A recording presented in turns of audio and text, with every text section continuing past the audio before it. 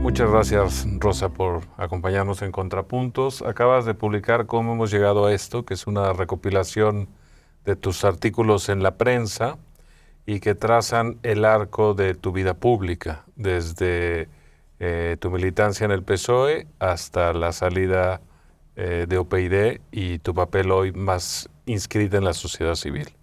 En ese arco a mí me interesa mucho ¿en qué se basa la fortaleza del PSOE? ¿Y por qué mantiene una cuota de votantes tan alta independientemente del resultado de su gestión? Bueno, yo creo que hay una explicación que me parece bastante obvia. El Partido Socialista, o sea, la izquierda socialdemócrata, la socialdemocracia y los partidos conservadores, o sea, el modelo europeo, es decir, la derecha y la izquierda, templadas, por así decir, en España han sido el Partido Socialista, el Partido Popular, Alianza Popular antes, históricamente desde que tenemos democracia, ¿no? Como en otros países de nuestro entorno, esas dos corrientes ideológicas que fueron las que hicieron posible la Europa democrática, todas las transformaciones y tal. Ese pozo sigue existiendo en España, aunque ha ido disminuyendo y transformándose en el resto de países de Europa. Y a España empieza a llegar también esa transformación, esa modificación. ¿Qué se mantiene aquí esa cuota tan alta, dices? Bueno, tan alta, pero menos alta que la historia del PSOE, porque, es decir, mantiene un suelo muy importante, desde luego muy por encima de sus merecimientos, teniendo en cuenta lo que hacen, pero desde los tiempos de Felipe González hasta hoy, ese espacio no ha hecho sino decrecer, el espacio propio del PSOE, no de la izquierda en su conjunto, porque si te das cuenta, en la izquierda en España siempre ha tenido más de una rama, o sea, la derecha es la que Aznar la unificó en una sola, pero la izquierda siempre ha tenido, a la izquierda del PSOE siempre ha estado el Partido Comunista, Izquierda Unida, o sea, con distintos nombres, pero ahí se mantiene ese espacio. Porque a España todo llega más tarde que al resto de los países de Europa. Es decir, esa disgregación que se ha producido, esa desaparición del Partido Socialista histórico en Italia, en Francia, en el Reino Unido, en Alemania, ese derrumbe que se ha producido, a España está llegando. O sea, no es verdad que se mantenga. O sea, si tú ves la histórica de los votos del PSOE, te das cuenta cómo va bajando. De hecho, Sánchez pierde las elecciones. Sigue gobernando porque hace alianzas antinatura en términos democráticos, pero él pierde las elecciones, aunque cuando verbaliza diga lo contrario, volveremos a ganar. No, tú has perdido las elecciones y desde que estás en la Secretaría General del PSOE y en la presidencia del Gobierno, no has hecho sino ir bajando desde un punto de vista electoral. A pesar de todo, hay un pozo. Esa taxonomía que haces, ¿no? Es socialdemocracia y democracia cristiana. Antigua socialdemocracia. Que es, digamos, el mapa europeo trasladado a España. Pero yo sigo con la sorpresa porque siento que el PSOE, por supuesto, cumplió un servicio indispensable en la transición. Por supuesto. El gobierno de Felipe González fue muy útil en ampliar las libertades y en insertar a España en Europa, entre otras muchísimas virtudes, pero después, digamos, tanto Zapatero como Sánchez han sido muy malos para la democracia española y sin embargo mantienen el poder y mantienen una cierta hegemonía, incluso cultural, ¿no? Sobre todo quisieras cultural. Profundizar un poquito ahí? Yo creo que sobre todo cultural. ¿Por qué? Porque no ha habido un relato alternativo, porque no ha habido una batalla cultural. No ha habido una derecha nacional, ni una, en fin, la prescripción de opinión, o sea, personas de las que hablan públicamente, periodistas, politólogos y tal, que hayan hecho una alternativa cultural, que hayan discutido culturalmente sobre esa especie de supremacía moral de la izquierda, porque en España la perversión del lenguaje nos ha llevado también a eso, ¿no? A que haya millones de españoles que consideran que lo más democrático es ser de izquierdas. En tu caso personal, ¿cómo fue el proceso lento y doloroso, imagino, de ser una joven militante antes de que España fuera democrática, del PSOE del 76, 77, a tener que renunciar al partido de toda tu vida en el 2007. ¿Cómo fueron esos momentos de decisión? ¿Cómo los recuerdas ahora? Bueno, no sé si decía, bueno, a Churchill se le atribuye de todo, ¿no? Pero una de las cosas que le atribuyen es que decía eso de que para no cambiar de ideas a veces hay que cambiar de partido, ¿no? Claro. Entonces, yo creo que yo soy una socialdemócrata tradicional, o sea, lo que significa la socialdemocracia, ¿no? No se me ocurre otra forma de... entendiendo a la socialdemocracia no como la izquierda tradicional, sino como lo que verdaderamente ha representado a la hora de construir la democracia, no solo en España, sino también en Europa, o sea, defenderlo, la parte social, en fin, desde la perspectiva además de la libertad. Entonces, claro, yo me eduqué en una casa en la que eso era lo natural. O sea, mi padre, que era una persona condenada a muerte en la guerra por socialista republicano, y mi madre, que también había sido de las Juventudes Socialistas antes de que estallara la guerra civil, pues cuando hablábamos de política en casa, pues lo natural era eso. O sea, quiero decir, para mí eso y hablar de política y defender la democracia y defenderla desde esa perspectiva social, libre y tal, la democracia era eso, o sea, no había otra.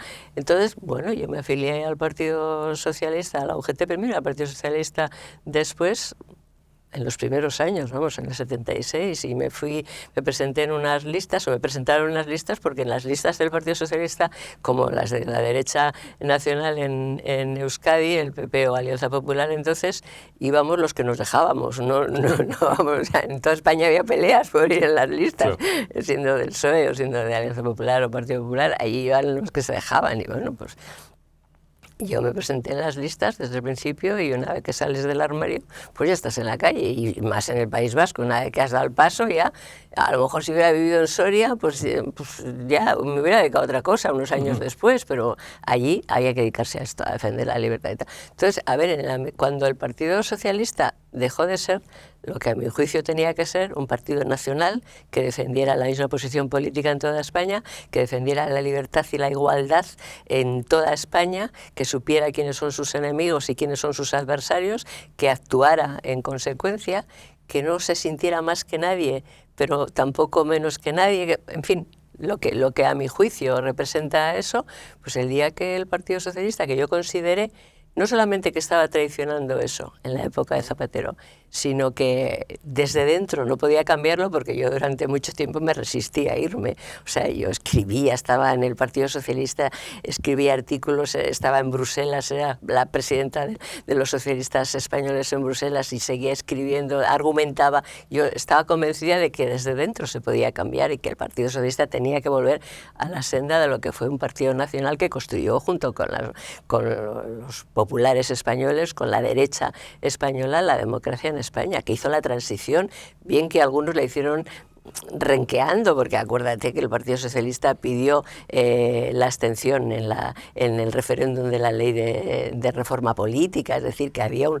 largo caballerismo, por así decir, siempre en el fondo, ¿no? Del Partido Socialista, pero bueno, esto llegó González, llegó tal. Pues el día que llegué a la conclusión de que desde dentro no se podía hacer nada, y que para defender las cosas por las que yo había luchado toda la vida, a veces incluso sin saberlo cuando era una cría y tal, pues tenía que irme, y entonces me fui. Abres tres vías por donde podemos seguir la conversación. Uno es estas traiciones de Rodríguez Zapatero a la idea nacional, a la transición, a la igualdad entre todos los españoles, que forzó tu salida del Partido Socialista, y de ahí te llevó a una senda reformista muy interesante y muy útil para España. La otra es la singularidad de ser política en el País Vasco, que es distinto al resto de España porque tenía la sombra ominosa del terror, ¿no? Y otra que también me interesa, y que está en tu libro Maquetos, que es precioso, por cierto, que es digamos, la explicación autobiográfica de tu circunstancia, ¿no? Porque ahí cuentas efectivamente la persecución de tu padre, la salida de Cantabria y la llegada al País Vasco, la dificultad de aceptación de la sociedad de caserío vasca a los migrantes del resto de España, etcétera, ¿no? Entonces podemos ir por cualquiera de las tres. Quizá una que reúne ambas es primero explicar un poco el relato el intento de Zapatero de ganar la guerra civil que había perdido la República o que habían perdido los socialistas, en lugar de aceptar el relato de la transición de la concordia. ¿Cómo lees Es tú peor eso? que eso, lo de Zapatero, porque Zapatero, a ver, efectivamente... Hice una pregunta demasiado larga e No, a incomprensible. veces yo solía decir que quería ganar la guerra civil con efectos retroactivos, algo que mi padre nunca quiso, o sea, porque nos habló mucho de la guerra civil, pero para que no se repitiera la historia, no para ganarla, sino porque para él ganarla era no producirla, o sea, era que no se produjera, que no se hubiera producido y que no se volviera a producir. Yo cuento en Maquetos como el día que se votó la Constitución, mi padre dijo, hay que llevar al niño, yo tenía un hijo entonces que tenía 2 añitos, hay que llevar al niño a la urna, pero ¿para qué llueve? Que estaba, y dice, no, cuando sea mayor, si lo hacemos bien, podrás decirle que nunca se volvió a votar una Constitución y que ese día él estaba allí. O sea, que esa era la mentalidad de los que hicieron la transición, o sea, de las personas que hicieron la transición, aunque no tuvieran un protagonismo. Bueno, no, Zapatero quería romper la derecha española para que el Partido Socialista Obrero Español ganara las elecciones aunque tuviera menos votos, porque él ya preveía este declive del que yo te hablaba al principio, o sea, esta bajada. Entonces, él quería hacer en España lo que hizo Mitterrand en Francia. Mitterrand no lo hizo para ganar una guerra, no, lo hizo consciente de la debilidad del socialismo francés. Y él, Zapatero, dijo, en España, pues, yo además eso se lo he oído explicar al dentro, no, tenemos que conseguir que se rompa la derecha. Lo que hizo Aznar, que fue unificar toda la derecha, institucionalmente hablando, sobre todo, que se rompa la derecha. Si se rompe la derecha, el Partido Socialista volverá a, o sea, podrá gobernar y ganar elecciones y sobre todo gobernar, aunque sea más débil, aunque tenga menos votos. Entonces fue romper el espíritu de la transición. O sea, eso, romper la derecha era para romper el espíritu de la transición, porque el largo caballero seguía dentro de él, porque Zapatero, aunque tenía y tiene, ahora ya se le ha quitado un poco la careta, pero esa cara de bonomía y de tipo con talantes, ¿te acuerdas que se decía? Es que tiene talante, como talante tenemos todos, ¿no? Pero era como decir, tiene buen talante y tal. Era un tipo que tenía claro que romper la incipiente ciudadanía española y romper los lazos que habíamos trabado durante la transición era clave para mandar, o sea, para que el PSOE pudiera mandar, porque él sí creía en la supremacía moral de la izquierda. Él se creía que realmente todo lo bueno viene de la izquierda. Yo cuando era una cría también pensaba eso, pero luego como no fui oveja sino persona, me di cuenta de que no. El término de, digamos, Zapatero y la estrategia de romper el acuerdo de la transición que había pactado con el PP y sus herederos, aliarse con el nacionalismo y dividir y polarizar a la sociedad, claro, para mantener el poder aún en minoría. Eso empieza en realidad con las bases socialistas, ¿no? ¿Cómo fue ese proceso que pasó de las bases a la sociedad, ¿no? Claro, él ensaya eso nada más que gana el Congreso en el 2000, empieza a ensayar esa sectarización dentro del Partido Socialista, con las bases. Convierte a Aznar en el enemigo, o sea, era la derecha que gobernaba, era Aznar. El discurso interno era ese, o sea, el PP es el enemigo. Estando todavía en la oposición, el Partido Socialista en las bases se va caldeando ese discurso, de empezar a odiarle más al PP que a cualquier adversario, hasta que llega el momento que se odia más en el discurso del Partido Socialista al PP que a ETA, en el discurso, que a ETA, que a sus herederos y tal, ¿no? Pero eso se empieza cuando el PSOE está todavía en la oposición, pero Zapatero acaba de llegar. Ese discurso empieza a utilizarse dentro. El Partido Socialista las bases del Partido Socialista estaban muy resentidas por la forma en la que Aznar había ganado las elecciones, por aquello de paro, corrupción contra González, muy resentidas porque sentían que el Partido Popular había querido borrar la historia, la buena historia de lo que fueron los gobiernos socialistas de Felipe González. Entonces Zapatero utiliza todo ese resentimiento, todo ese que se ha cocido dentro precisamente por cómo había terminado el gobierno de González, en fin, todas aquellas cosas, lo utiliza para ir sectarizando y para convertir a la derecha española en el enemigo de la izquierda española, o sea, en el enemigo del PSOE. Y eso tiene mucho éxito, eso está teniendo mucho éxito en el PSOE en aquella época, hasta el extremo de que, a ver, si alguien quería ser algo dentro del PSOE tenía que demostrar odiar al PP más que a nada. Si tú salías en una foto saludando a Aznar o lo que sea, enseguida te decían, aunque estuvieras bien situada, como yo estaba, que estaba en Europa o antes en el gobierno vasco y tal, o pues salías con Jaime Mayor Oreja, hombre, Rosa y tal, o sea, siempre, porque en fin, lo que molaba era estar en contra del PP. Que eso además se comunica con la singularidad del País Vasco, porque evidentemente un socialista del País Vasco a quien tiene de aliado natural es a alguien del Partido Popular, porque son los que resisten el influjo nacionalista, cultural y el terror concreto. Los que dentro, mueren, ¿no? Y los que luchan contigo. Eso porque en todo caso eso debía de ser común en toda España. Nosotros lo sufríamos más en primera línea, pero debía ser común en toda España. O sea que para las cosas importantes no va de derechas o de izquierdas, va de democracia.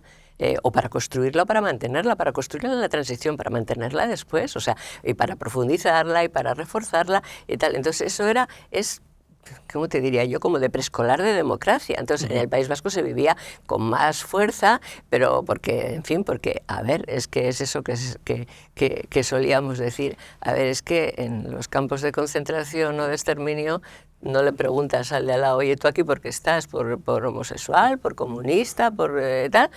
No, estás aquí porque igual que yo. Entonces ahí estábamos juntos en la misma trinchera, absolutamente. Entonces lo veía, o sea, a mí me resultaba mucho más sangrante que en el PSOE se estuviera abriendo esa otra grieta de considerar a nuestros compañeros de viaje, porque compañeros de viaje a los que compartían la vida, el sufrimiento, la lucha, pues como enemigos. Entonces, hombre, ideológicamente teníamos diferencias, pero en lo esencial, en lo sustancial. Yo recuerdo una campaña, después de la primera campaña que hicimos en el País Vasco, después del asesinato de Fernando Buesa, que después de aquel abrazo del Cursal, claro, que el candidato Nicolás y candidato Jaime y tal, que claro, nosotros en los mítines, por supuesto no hablábamos más que del PNV y de ETA o de pero vamos, que decir, no mencionábamos en ningún momento al Partido Popular, pero no solo es que eran nuestros adversarios y en algunos casos nuestros enemigos. Y recuerdo un dirigente del partido... 25.000 votos faltaron, claro, nada más. Te estoy interrumpiendo. Tuvimos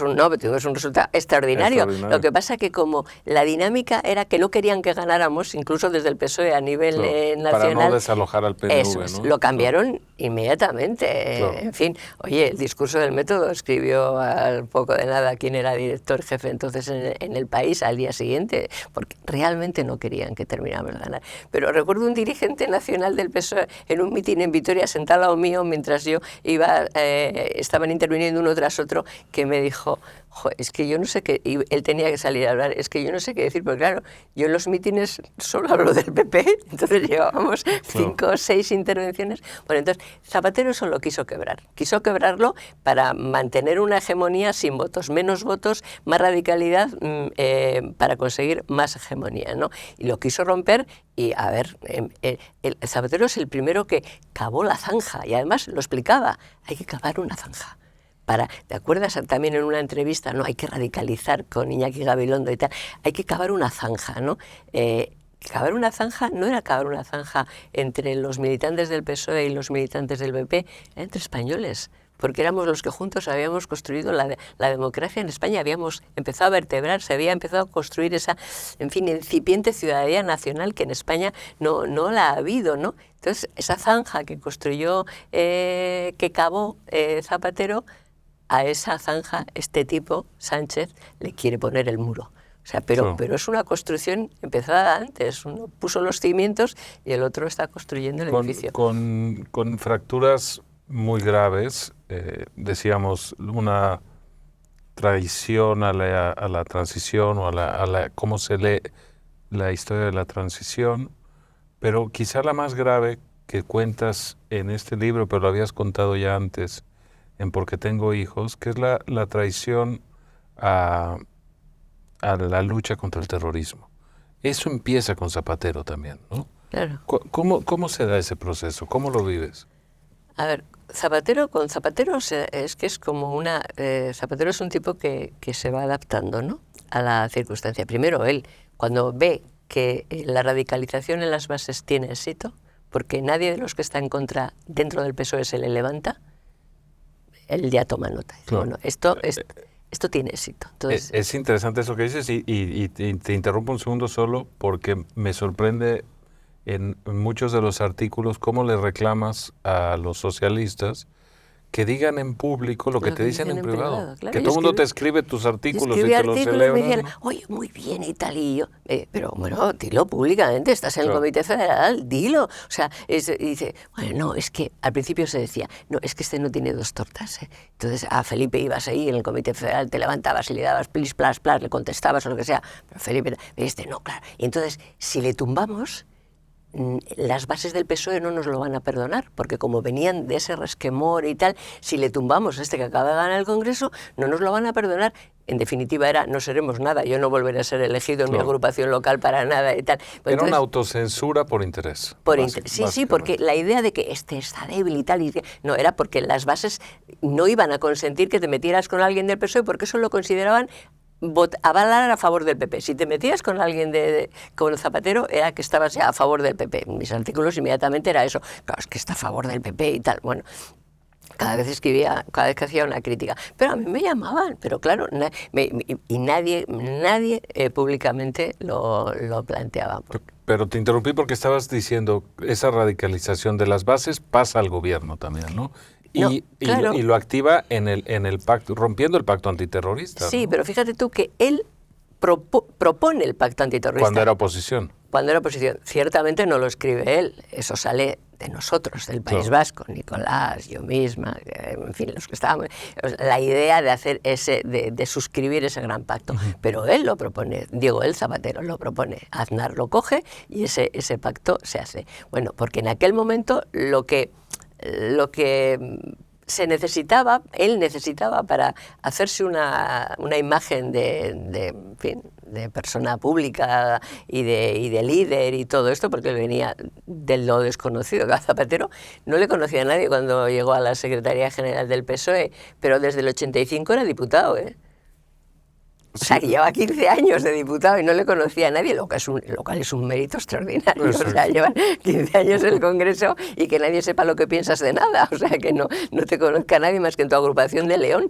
O sea, que es un gran mérito. Bueno, entonces... Se lo reconocemos desde aquí, ¿no? Eso es. Entonces, él necesitaba hacerse una imagen, ¿eh? Y entonces, bueno, propone y tal, ¿no? Entonces, cuando gana las elecciones después del mayor atentado de la historia de la democracia en el 2004, el 11M, de forma absolutamente sorpresiva para todos, incluso para él, cuando gana aquellas elecciones y llega al gobierno, eso que ha hecho en las bases del PSOE con extremo éxito, lo traslada a la sociedad española, que es donde tiene que ganar las elecciones. O sea, esa radicalización que ya ha conseguido la tiene que trasladar a la sociedad española para dividir la sociedad española y para el experimento que ha tenido éxito, trasladarlo. Y lo hace y rompe el pacto que él mismo propuso. Y la varita mágica para conseguirlo es algo que dices a lo largo de muchos artículos. Quizás esté en la perversión del lenguaje, ¿no? Claro. En transformar las palabras orwellianamente para que digan lo contrario de lo que realmente representan, ¿no? Es la perversión del lenguaje que ha funcionado y funciona muy bien en sociedades democráticas débiles, con poco cuajo y poco vertebradas. O sea, perviertes el lenguaje y a partir de ahí perviertes las propias instituciones democráticas y la propia democracia. Sobre todo si no hay alguien que establece el lenguaje alternativo y establece la verdad también en el lenguaje. Entonces, eso el nacionalismo lo ha hecho históricamente en el País Vasco. Pervertir el lenguaje hasta el extremo de considerar a los vascos nacionalistas, es decir, si para ser vasco tienes que ser nacionalista. La perversión del lenguaje la ha practicado el terrorismo, o sea, el terrorismo salía a la calle hablando de democracia. En vez de terrorismo era conflicto.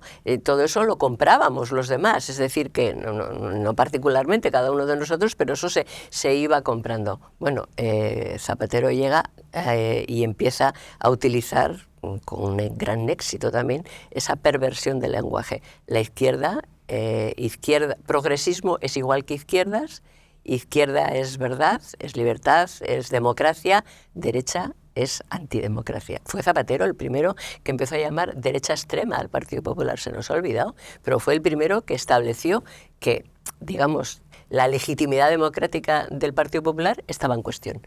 Fue el primero que quiso establecer esa diferencia. No eres de derechas, es que no eres democrático. O sea, no, te falta un barniz, no eres verdaderamente democrático. Para ser democrático hay que ser de izquierdas. Si no eres de izquierdas, no eres democrático. Y la vuelta a esa es: ser progresista es ser de izquierdas. Claro, es que eso todavía se practica. O sea, porque ser progresista... En España dices progresismo y piensas en izquierdas. Y dice, oye, ¿no? Desde posiciones conservadoras de derecha se han hecho políticas que van a favor de la libertad y de la igualdad y del progreso de la sociedad, y eso es ser progresista. Y desde la izquierda se ha hecho eso y lo contrario, y desde la derecha también. Entonces, progresista no es ser de izquierdas, es tomar decisiones que llevan al progreso de la sociedad, ¿no? Entonces, ahora mismo le dices a alguien de derechas, yo me acuerdo una vez hace relativamente poco además, le dije a un dirigente de un partido de derechas en España, oye, reivindícate, o sea, eso que acabas esto es muy progresista. Y digo, joder, o sea, si digo progresista me echan del partido, o sea, si me reivindico progresista. Bueno, entonces Zapatero pervierte el lenguaje y lo consigue y termina pervirtiendo la propia democracia. Pero fíjate una cosa, que en esa estrategia de conseguir situar a la derecha española, a la derecha nacional, porque, a ver, el nacionalismo no es más de derechas porque no se puede, pero realmente, vamos, tiene hasta la base etnicista, es una religión realmente. Viene del carlismo en cierto sentido. Bueno, porque es una religión, o sea, realmente no hay ciudadano, hay tribu, bueno, entonces eso es así, ¿no? Pero claro, esos no son de derecha, son progresistas, porque como están gobernando con ellos y les apoyan y tal. Bueno, pues entonces no sé en qué iba yo, que te estaba contando de lo de... No, la forma en que transforma la sociedad, sí, Zapatero, bueno, ¿no? pero claro, para irlo transformando y para conseguir que al Partido Popular se le considere no homologable con la derecha, ni siquiera con la derecha europea, desde que llega al gobierno empieza a hacer iniciativas legislativas. Ahí es cuando surge la Ley de Memoria Histórica. La Ley de Memoria Histórica no la plantea Zapatero para sellar heridas entre los que perdieron la guerra. No, la Ley de Memoria Histórica es una ley diseñada para que el PP vote en contra, para poderles llamar franquistas. Para romper los consensos que habían hecho posible la democracia. Para poderles llamar franquistas. O sea, porque... Más grave aún, ¿no? Sí, para poderles llamar franquistas, para situarles fuera de lo que es incluso de lo que es ese consenso que él quiere revisar, porque quiere revisar la transición. Y en esa línea, claro, al final Zapatero ni siquiera puede presentarse como candidato porque la economía está rota, la irresponsabilidad en el gasto del PSOE fue infinita, pero también coincidió con la crisis internacional, ¿no? Y sin embargo, sí, pero déjame que te diga una cosa al hilo de esto. Pero voy a Rajoy, porque también eres bastante crítica. Sí, pero fíjate tú que cómo es esto, ¿no? Zapatero está de presidente del gobierno 2 legislaturas.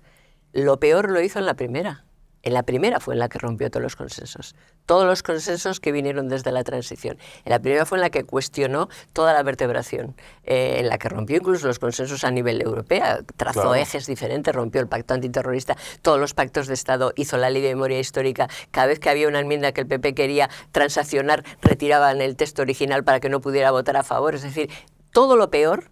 Hizo el reconocimiento expreso de ETA como interlocutor político en la primera legislatura. Incluso cuando habían roto la tregua, ¿no? Sí, bueno, eso le da igual, pero en la primera legislatura, o sea, reconoció a ETA como interlocutor político y, sin embargo, se presentó a las elecciones y tuvo mejor resultado que en las del 2004. Zapatero perdió las segundas elecciones, perdió, en fin, el apoyo de los ciudadanos por una crisis que no se había inventado él, que gestionó mal, pero que no se la había inventado él, por una crisis económica que no supo gestionar. Ahí los españoles también tenemos una responsabilidad. Es decir, no perdió las elecciones por lo peor de lo que hizo, sino por la economía. No, ni siquiera las perdió porque no se presentó. Ya, pero porque no podía ganarlas, pero por la economía. O sea, perdió el apoyo de los ciudadanos no por lo peor que hizo autónomamente, que lo estamos sufriendo todavía, sino por una crisis económica que gestionó mal. Y en ese caso, eres muy crítica también con Rajoy, porque gana con una mayoría absoluta cómoda, y sin embargo no revierte ninguna de las leyes de ruptura de Zapatero, ni y las tampoco leyes, entiende ni el discurso. el peligro que se está gestando delante de sus ojos en Cataluña, ¿no? No, ni las leyes ni el discurso, porque había que revertir esa perversión de la que estábamos hablando, esa imagen. O sea, eso se hace con un discurso alternativo, con un debate cultural, con un debate, con un discurso alternativo. No revierte ni lo uno ni lo otro.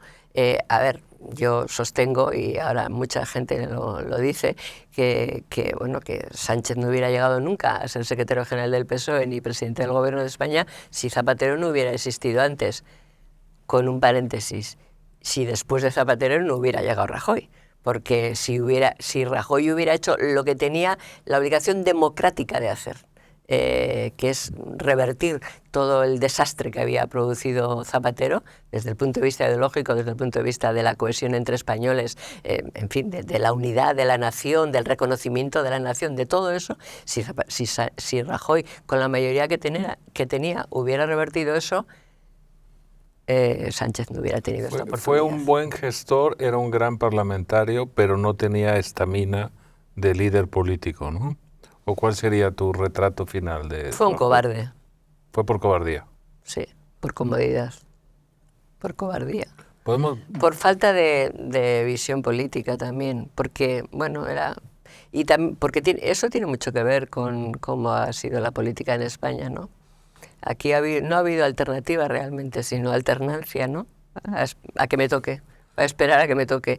Que bueno, esto ya se arreglará, ya me tocará, o sea, ya. Y cuando me toque ya haré. Hay una enseñanza que a mí me emociona mucho del País Vasco, y es que sí, sufrió el terror, pero también supo plantarle cara desde la sociedad civil. Y creó asociaciones muy fuertes, muy dinámicas y muy valientes, cuando hacerlo te costaba o te podía costar la vida, ¿no? Pienso primero en el Foro de Ermua, pero después en Basta Ya, en ambas organizaciones con tu participación activa, y entre otros muchos. Quiero destacar, por supuesto, a Fernando Savater, pero habría muchos más. ¿Cómo es esta resistencia de la sociedad civil vasca? Sí, bueno, a ver, yo creo que, en fin, hay un momento en el que en el País Vasco, en la sociedad vasca, ha sido muy cobarde, o sea, hay que decirlo todo, ¿no? Pero durante mucho tiempo había asesinatos y no salía nadie a la calle. O sea, realmente no salía nadie a la calle. A los guardias civiles, militares, policías asesinados venían sus padres, abuelos, hermanos, esposas a buscarles y se los llevaban, y los funerales se hacían si eran en el País Vasco, ahí en la iglesia de la Plaza de San José, 4 personas. No, incluso perseguían a esos deudos en donde vivían, ¿no? Nada, o sea, que te quiero decir que tal, muy cobarde. Pero hay un día que la gente sale a la calle, o sea, quiero decir que, y cuando sales a la calle ya no te mete en casa, como suelo decir yo, ni Dios. O sea, una vez que has salido a la calle y te has dado a conocer y tal, ya no te mete nadie en casa. Bueno, empiezan a organizarse organizaciones de víctimas, organizaciones...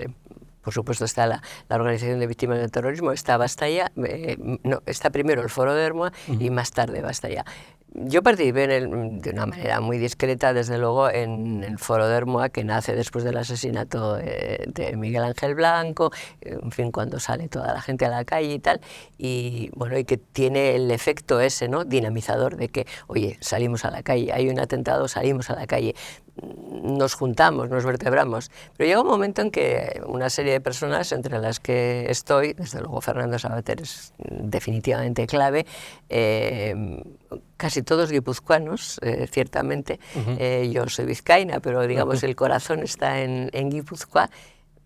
Llegamos a la conclusión de que... Bueno, tienes a Juaristi, que también es vizcaíno. Sí, ¿no? sí, pero digamos que nos juntábamos en San Sebastián, quiero decir, y la sede, cuando tuvimos una pequeña sede ahí, estaba en San Sebastián y tal. Llegamos a la conclusión de que había que dar un paso más allá todavía, más ¿no? allá de salir a la calle cada vez que había un atentado, porque antes no salíamos nunca, pero después cada vez que había un atentado salíamos, cada vez que había un secuestro nos manifestábamos en la calle, o sea, salíamos cada vez que había un atentado. Entonces llegamos a la conclusión de que había que salir a la calle en defensa de la democracia. O sea, que teníamos que el siguiente paso era salir a la calle a defender la democracia. No había que esperar a que ETA actuara, ¿no? Al contrario, o sea, había que dar el siguiente paso. Sí, cada vez que hubieran atentado había que salir. Supuesto, ¿no? Pero, por decirlo de una manera así como muy coloquial, a ver, ya nos han visto llorar juntos. Ya sabemos llorar juntos. Ya sabemos acompañarnos para llorar. Ahora tenemos que salir a la calle a reír juntos y a sentirnos mayoría. A sentirnos lo que somos, a sentirnos mayoría, y tenemos que salir a la calle con alegría porque vamos a salir a defender la democracia, las instituciones democráticas, y vamos a convocar concentraciones o manifestaciones no cuando haya unos atentados, sino cuando creamos, y nunca cuando haya un atentado, sino cuando creamos que hay que salir a defender la democracia. Y la primera vez que salimos a la calle, pues salimos a defender ETA, ¿no? Nunca se había puesto en una pancarta, parece mentira, ¿no? Pero nunca se había puesto en una pancarta ETA, ¿no? O sea, ETA fuera, ETA no, sencillamente, porque era siempre después de un atentado, lo que sea, y tal. Bueno, entonces... Eso, la diferencia entre Basta Ya y las demás organizaciones es que Basta Ya además se declaraba una organización política, no partidista, sino una organización política que tenía como objetivo defender en la calle la democracia y sus instituciones. Porque en España, que hemos construido la democracia de una manera extraordinaria, de una manera, yo creo que, en fin, admirable, viniendo de la dictadura, o sea, nadie daba un duro por nosotros, o sea, cuando se murió Franco en la cama, que se murió en la cama, hay que recordar que se murió en la cama de flebitis y de otras muchas cosas que no... En este año glorioso que cumplimos, exactamente, ¿no? Bueno, pues, pero nadie daba un duro por nosotros, hemos construido la democracia de una manera ejemplar, hemos sido capaces, pero lo que no se ha hecho ha sido pedagogía democrática. Entonces, no se ha hecho ni desde las instituciones, ni desde el discurso público, ni desde la educación, ni la reglada, ni la no reglada. No ha habido pedagogía democrática. Los españoles, nadie nos ha explicado que a la democracia hay que defenderla, y a sus instituciones también, que las instituciones no se defienden solas, que hay que salir a defenderlas y que tenemos la obligación de reagruparnos para defender las instituciones. Ese fue el espíritu con el que fundaste UPyD, ¿no? Por supuesto. ¿Y por qué el espacio reformista, liberal, que es tan necesario en España, siempre acaba fracasando? ¿Cuáles son las limitaciones estructurales que no permiten que haya cojado un partido como el que tú fundaste, con tantos otros justamente, o un partido como Ciudadanos, ¿no? Yo creo que tiene que ver con esto que acabo de comentarte. La ausencia de pedagogía democrática, la ausencia de discurso político democrático que en fin, que nos ayude a pensar y a reflexionar a cada uno de nosotros de una manera natural, que nos sitúe fuera de los dos extremos, dificulta que los ciudadanos, a la hora de mirar a un partido político, piensen en otra cosa que no es, digamos, el éxito rápido, el tirar o no el voto, la utilidad del voto planteada en términos de se va a convertir o no en representante, porque yo ya votaría a este partido, pero no va a ganar, no va a sacar nada, no tal. Entonces le tengo mucha simpatía, pero como no va a ganar, como no va a sacar nada... Una especie de voto útil preventivo, digamos. Sí, pero útil que no es para ti, sino útil para el partido para que estás votando, ¿no? Claro. Para el partido que estás votando. Entonces, esa ausencia de pedagogía continuada, normal, o sea, que, en fin, como una cosa natural en la educación, pública, arreglada, no arreglada y tal, hace que muchos ciudadanos se acerquen a la urna pensando en la utilidad en términos de transformarse en diputado. El voto, claro, también con una ley electoral que también tiene su importancia en España, que está prevista para eso. Pero curiosamente yo creo que tanto Ciudadanos, primero en Cataluña, luego en España, y UPyD, sí habían conseguido esa pedagogía democrática y sí habían logrado romper el bipartidismo asimétrico de España y habían tenido un éxito. Pero de una manera muy discurso limitada, sobre todo nosotros, digo UPyD, porque UPyD es que, claro, UPyD nunca tuvo padrinos económicos. O sea, no tuvo apoyo. Cuando decidió lanzarse a nivel nacional, bueno, detrás había, en fin, había IBEX, ¿eh? O sea, había apoyo porque era un momento en el que en Cataluña Convergencia y Unió había dejado de ser ese partido bisagra, algunos de estos que mandan desde los despachos de lo alto de la torre y tal y no se presentan en elecciones, llegaron a la conclusión de que en España hacía falta un partido que hiciera esa bisagra, y optaron por Ciudadanos. O sea, nosotros estábamos en el Parlamento Nacional, pero no estábamos en Cataluña, y llegaron a la conclusión, estas personas con dinero y con despachos, que ese partido podía ser Ciudadanos, y entonces hubo un apoyo importantísimo y vinieron de Cataluña y se permearon por toda España. Al principio hace falta muchos recursos, no para pagar nada, sino simplemente para aparecer en los medios de comunicación. Entonces, si tú no estás en los medios de comunicación como opción política, es que no existes. Claro. Es que en las elecciones del año 2016 nosotros teníamos grupo parlamentario, nos presentábamos a las elecciones del 2016 con grupo parlamentario. Ciudadanos y Podemos no tenían representantes en el Congreso de los Diputados, a nosotros no nos invitaban a los debates, no fuimos a ningún debate porque no nos invitaban a ninguno, y Ciudadanos y Podemos, como salían en las encuestas, iban a los debates, y las encuestas las habían hecho quienes querían que salieran en las encuestas. ¿No faltó generosidad por los dirigentes de ambos partidos para buscar algún tipo de confluencia? Eso, pregunta, te involucra, por supuesto. Sí. ¿O cuál fue lo que no acabó de permitir esa unión? Yo creo que nunca hubo una voluntad compartida de hacer algo juntos. Digo voluntad compartida de hacer juntos algo más que hacer acuerdos. Es decir, que mientras nosotros, a ver, seguramente yo soy sesgada a la hora de mi, en fin, de mi percepción, pero mientras nosotros estábamos dispuestos a hacer cosas juntos allá donde estuviéramos, manteniendo nuestra propia personalidad, porque entendíamos que teníamos una personalidad diferente, aunque pudiéramos tener muchos puntos de acuerdo. Ciudadanos, cuando ya estaba lanzado, lo que quería era absorber. O sea, no quería acuerdos, hoy estamos juntos, acordamos y luego... Y bueno, yo creo que unos estábamos en la resistencia y otros estaban en el desembarco. Claro. Y desde esas posiciones, pues no. Era muy difícil la confluencia, por supuesto. Es que no era... nosotros podíamos apostar por una confluencia a plazos, y Ciudadanos estaba en me toca porque yo soy quien tengo el apoyo y yo soy quien voy a ganar. Y entonces se fue creando una idea de que éramos lo mismo y que como son lo mismo tenemos que ir juntos, pero una idea mediática, bien construida. Entonces, cuando nos presentamos a las elecciones, realmente la gente tenía la idea, son lo mismo, pero el que va a ganar es Ciudadanos, por tanto vamos a votaciones porque son lo mismo. Pero claro, yo esa historia de somos lo mismo, perdona Ricardo que te haga esto porque me ha venido a la mente ahora, no sé, la he vivido más veces que no sé en mi historia, porque cuando yo me presenté a la Secretaría General del PSOE, lo cuento en un libro que estoy ahora pergeñando, cuando yo me presenté a la Secretaría General del PSOE, en aquel congreso del 2000, que había 4 candidatos, Bono, Zapatero, Matilde Fernández y yo, cuando empezó el congreso, los prolegómenos, iba de Bono, porque había que poner a alguien que hubiera ganado elecciones y tal. Almunia había dimitido. Sí, los poderes fácticos del partido. Sí, y además había una reflexión. Oye, no, aquí hay que poner a alguien que haya ganado elecciones, que se sepa ganar elecciones y tal. Y yo me lancé la primera y tal, y lo que se comprobó, incluso los varones comprobaron que las bases del PSOE querían cambio. Entonces, los que mandan nunca quieren cambio, pero si va de cambio, deciden quién es el cambio. Y entonces ellos decidieron que el cambio era Zapatero.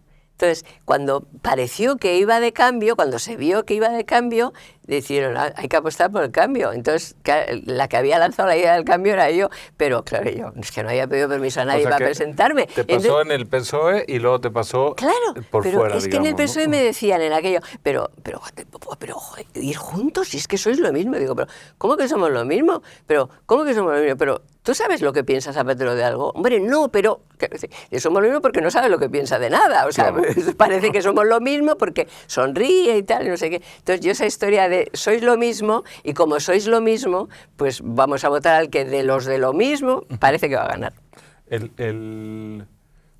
El dolor visto desde fuera como un simple ciudadano es que se cerró ese espacio que era necesario, ¿no? Entonces, eso es lo que duele. Que yo creo que sí. El doble fracaso, ¿no? También a mí me duele porque, a ver, una de las experiencias más positivas y más estimulantes de mi vida es ese grupo humano que constituyó UPyD, de gente entregada, generosa, altruista, que creía en lo que defendía, que Pero eso está en la sociedad, ¿no? Está. Una pregunta sociológica. ¿Por qué estos partidos que en el fondo nacen como una malestar en general en la socialdemocracia, pienso que tú como socialista de toda la vida no te sientes cómoda con la deriva que está llevando Zapatero tu partido y no renuncias? Me siento completamente incómoda. Completamente incómoda y por eso fundas tu partido. Ciudadanos, en realidad el núcleo duro también era que ya no cabían en el Partido Socialista de Cataluña o se sentían traicionados por el nacionalismo oculto del PSC, ¿no? Bueno, pero Ciudadanos cuando nace en Cataluña, que yo lo sigo, Fernando y yo hacemos mítines con ellos, o sea, yo en el PSOE y tal, pero hacemos mítines ayudándoles, sí, claro, y tal, ¿no? Y luego Ciudadanos les ayudó a ustedes.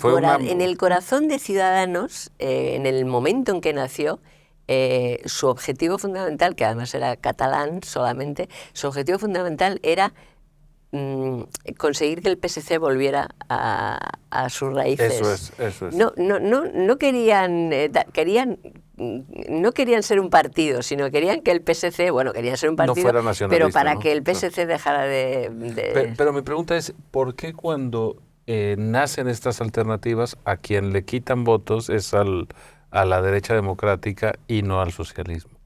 Porque eso es una paradoja, ¿no? Yo creo que conseguimos... ¿Transversal? Sí, yo creo que hubo votantes de unos y de otros, creo, me parece, yo no sé, que en algún estudio postelectoral vimos entonces, ¿no? Pero normalmente hay, digamos, desde un punto de vista discursivo, mediático y tal, la izquierda en España lo hace mejor que la derecha. O sea, hay que decir que la derecha es más acomplejada, ¿no? Entonces, cuando nosotros nacemos, cuando UPyD nace, yo me sé mejor lo de UPyD, cuando UPyD nace, el que más miedo tiene es la derecha, no son los socialistas, no, es el PP el que más miedo tiene. Pero también el Partido Socialista sabe, es que lo que pasa es que no nos da tiempo, es decir, si nos hubiéramos mantenido más tiempo, hubiera venido mucho más voto socialdemócrata. Hubiera venido ese voto. En España tradicionalmente las elecciones las gana quien consigue mover varios millones que hay en el centro, sociológico, ¿no? Que van para un lado o para otro. Entonces, ese es el espacio que nosotros y ahí es donde estaban ocupamos. Interviniendo. Ese es el espacio, pero necesitamos tiempo para consolidar eso y no nos da tiempo. Yo me acuerdo que Alfredo Pérez Rubalcaba, que era buen amigo mío, bueno, por lo menos yo le consideraba mi amigo. Hay gente malvada que decía, ¿sabe? Alfredo no tiene amigos, pero yo lo quería muchísimo y lo consideraba. Y era un hombre de Estado y eso es valiosísimo. Yo lo consideraba amigo, yo le quería muchísimo. Entonces, Alfredo, después de la primera vez que nos presentamos a las elecciones, que conseguimos un diputado, me dijo, bueno, ya no os tenemos miedo, yo creo que ya no nos vais a quitar. Pero claro, los dos sabían que ahí había un espacio en el que si nos manteníamos y sobre todo les quitábamos a la izquierda le quitábamos esa legitimación falsa que ellos se atribuyen. Exactamente. A la derecha, en el primer momento le quitábamos esa legitimación sobresaliente. A la izquierda, a la derecha igual le quitábamos más votos al principio, pero después se los terminábamos quitando a los socialistas. Una pregunta. Rajoy sale mal parado, por supuesto, en tu balance. Sale mal parado por lo que hace, ¿no? Así es. Pero yo creo que hay otro personaje a escala local que merece también un análisis crítico, y es Pachi López, porque él llega un poco en el espíritu que ustedes habían hecho la campaña contra el PNV, con los votos regalados de Antonio Basagoiti del PP, y sin embargo no hace el gobierno que se espera de alguien que llega con esas alforjas, ¿no? ¿O cuál es tu balance de Bueno, el gobierno que se espera, a ver, que lo esperaba quien no le conocía. Quiero decir que, lo siento decirlo, pero es que nadie que hubiera conocido a Pachi López en sus, en fin, comportamientos y en su actitud y en su actividad dentro del Partido Socialista de Euskadi podía esperar que fuera un buen lehendakari. O sea, francamente.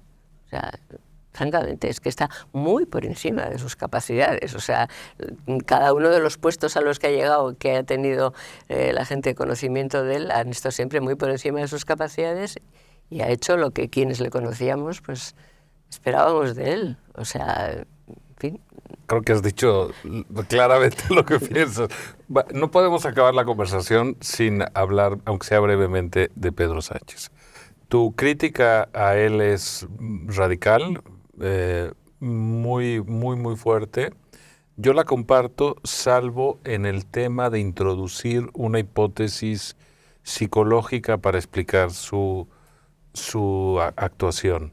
¿No te parece peligroso esta mirada desde, digamos, el mundo clínico, al tacharlo de psicópata, o en lugar de juzgar políticamente sus atrocidades, que son muchas, ¿no? ¿Cuál es tu defensa a esta crítica que te plantearía? Pero es que a mí me parece clave que analicemos los actos de cualquier persona, pero desde luego de Pedro Sánchez, a la luz de su personalidad. Las personas hacemos cosas no solo por lo que pensamos, por nuestra ideología, sino por nuestra forma de ser. Tomamos determinadas decisiones en base a nuestra forma de ser. Hay cosas que no haríamos pues porque tenemos una determinada forma de ser, o que hacemos precisamente por nuestra personalidad. Entonces, las cosas que hace Sánchez merece la pena que las analicemos a la luz de su personalidad, porque si no, no nos las podríamos explicar. Es decir, que una de las frases más repetidas desde que Sánchez está al frente del Partido Socialista y del Gobierno es «no lo hará». O sea, cada vez que ocurre «¿eso no lo hará?» No. Y lo hace. Y demuestra que puede pasar cualquier Lo frontera. hace. ¿Pero por qué lo hace? Porque tiene una ideología muy extremosa y tal. Puede tener esa y la contraria. Lo hace porque tiene una determinada personalidad. La personalidad influye en nuestra vida y influye en la vida de los demás si somos alguien con capacidad de mando y con capacidad de decisión. La personalidad está detrás de todos los grandes hombres de la historia. Su personalidad, las personas más débiles, más fuertes, más cínicas, o sea, eso es personalidad, eso no es ideología. Su forma de ser, resentidas, marca las decisiones que va tomando cuando tiene poder. Entonces, cuando este tipo empezó a aparecer ahí públicamente, yo tengo un amigo que es psiquiatra, es catedrático de psicología, además, que además es clínico, atiende pacientes. Un día hablando con él le dije, joder, ¿cómo puede hacer esto? Y tal. Entonces, él me lo explicó, me dijo, mira, a ver, Rosa, es que es un psicópata. O sea, es un psicópata, tiene una personalidad psicopática. Un psicópata no es un enfermo. O sea, la psicopatía no es una enfermedad, es un trastorno de la personalidad.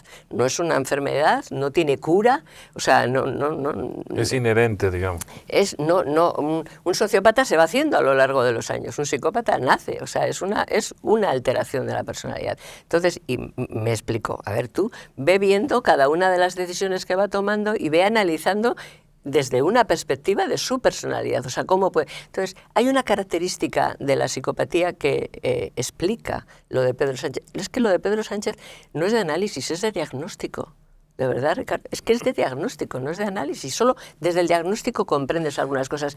Porque, o sea, la más importante de la psicopatía es la falta de empatía. O sea, un psicópata no tiene empatía de ningún tipo. Le importa un bledo lo que piensen los demás de él, de lo que hace, de lo que dice, y eso le da una enorme fortaleza, vamos a decir, entre comillas. Zapatero Tenía sus se límites, gustaba ¿no? a sí mismo, ¿no? Porque le gustaba ese retrato que se había hecho de él, de que tiene talante, de que es un buen tipo, de que tiene baraca, tal. Aunque el chavismo se lo ha quitado, ¿no? Sí, por supuesto. Él a lo largo de los años, en fin, ahora ya no le importa, pero entonces eso le importaba. A Sánchez no. Y entonces solo alguien que no tenga ningún tipo de empatía puede hacer lo que hace, provocar lo que provoca y salir a dar una rueda de prensa con esa sonrisa y esa... ¿Por qué? Porque le importa un bledo. Si a eso le unes el narcisismo, que se demuestra en su forma de comportarse también. Él se cree por encima de los demás, lo dice. O sea, puedo gobernar sin parlamento. ¿Por qué? Porque yo lo hago. O sea, ese narcisismo, pues entiendes el porqué de sus cosas. Entonces, es que me parece, dices, no lo comparto, pero es que no es que, dices, es peligroso. No, es que es de legítima defensa, solo si comprendemos, de verdad, y actuamos en consecuencia, que es capaz de todo, porque su personalidad psicopática y narcisista se lo permite sin que deje de dormir bien en el colchón que se compró cuando llegó a la Moncloa, podemos entender cualquiera de las cosas. Y ese sería tu llamado a la sociedad. No va de izquierda o de derecha, va de defensa de la democracia. De la democracia contra alguien que no tiene límites, digamos. Claro, ¿no? pero fíjate tú que la derecha, vamos a poner la derecha, los medios, ¿qué tal? Dicen, no, es que es un tío peligrosísimo, pero luego se comportan como si fuera un político al uso. O sea, que con los límites normales de un político al uso y tal. Oye, que es que acaba de asaltar Telefónica. Por eso siempre lo sorprende, porque no... Claro, porque no piensas y dice, acaba de asaltar Telefónica, llamándole al CEO de Telefónica y tal, al presidente, a Moncloa, para que se sepa quién manda. Lo podía haber hecho de otra manera, tenía mayoría en el... Pero es que tiene que saberse quién manda, tiene que saberse que el narciso está por encima y que no tiene que dar, entonces todo el mundo, ¡qué horror! O sea, y bueno, ¿cuál es la siguiente? A ver, yo, en fin, voy a decir ahora una cosa que a lo mejor, en fin, suena exagerada. Yo tengo una gran confianza en el sistema electoral español. Yo sé que el sistema electoral español el sistema propiamente es muy garantista. O sea, cuando, en fin, a veces se dice, van a modificar las elecciones, el resultado y tal. El pucherazo de la restauración está abolido. Eso es, bueno, tal, yo creo que aquí. Pero empiezo a tener un poco de preocupación después de lo de Telefónica, porque está Indra, está todo, y dice, a ver, y déjame que te lo explique, a ver, la Junta Electoral Central revisa una a una las actas de las elecciones, el miércoles, 3 días después de las elecciones, en todo caso, pero el resultado electoral se da esa misma noche, y se da por un proceso electrónico que llegan y tal, y controlan y tal. ¿Te imaginas que esa noche sale un resultado, se publica un resultado, y 3 días después, revisadas las actas, el resultado es otro? ¿Es el caos? ¿Va a hacer eso? ¿Va a controlar eso? ¿Es posible que quiera provocar el caos? No lo hará. ¿No lo hará? Nos quedamos con esa timbre de terror que introduces de fin de conversación. Quería hablar de muchas cosas, pero llevamos 1 hora y se nos ha ido como el agua. Tenía muchas preguntas del País Vasco que me parecen clave. Por ejemplo, ¿por qué un joven vota a Bildu? ¿Qué le han dicho? ¿Qué no ha entendido para que vote a Bildu? Es muy fácil. ¿Es de izquierdas? ¿Es progresista? Porque además le han dicho ya a todos los niveles que son progresistas, además son vascos, y además ETA tenía sus razones. Hemos limpiado la historia de ETA, por tanto. Increíble. No? Pero siempre termino mi programa con una pregunta distinta, que es cultural. Que le recomiendes al público un libro que no puede pasar por la vida sin haber leído. Y agradecerte de nuevo que nos hayas acompañado. ¿No? Ahí tengo un problema lo de los libros porque soy una lectora compulsiva y recomendaría mucho seguramente. Pero a los muy jóvenes, a la edad de mis nietos, déjame que recomiende dos. Por supuesto. La historia interminable. Precioso, de Michael Ende, ¿no? Estas. Y para los demás, Si esto es un hombre, de Primo Levi. El testimonio más importante del siglo XX, Sin duda. probablemente, ¿no? Pues eso. muchas gracias, Ahí Rosa. quedó. Gracias por acompañarnos. Gracias a ti.